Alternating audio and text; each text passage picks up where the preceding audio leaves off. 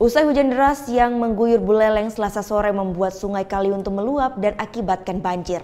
Tak hanya banjir, tumpukan sampah rumah tangga juga mengotori sejumlah pesisir pantai.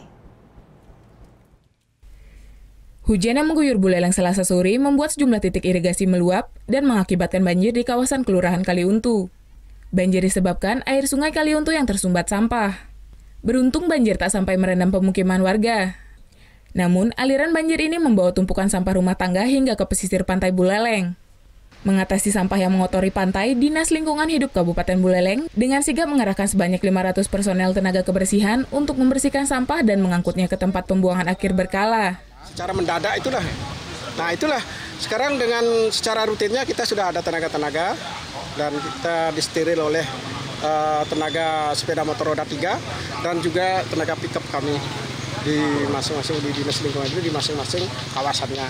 Ya. Dan itu juga dari sisi pengurangannya juga kita mampu mengumpulkan sampah sampai 150 meter kubik per harinya pada suatu saat situasi seperti ini.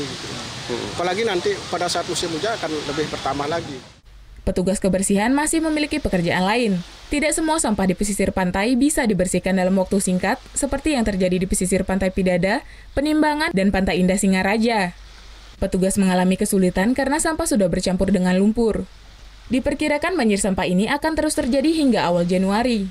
Petugas menghimbau warga dapat menjaga lingkungan sekitar dengan tidak membuang sampah ke sungai agar tidak terjadi banjir.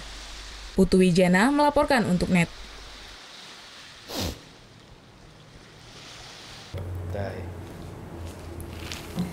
Udah selesai kan nontonnya? Nah, jadi jangan lupa buat like, komen, dan subscribe ya.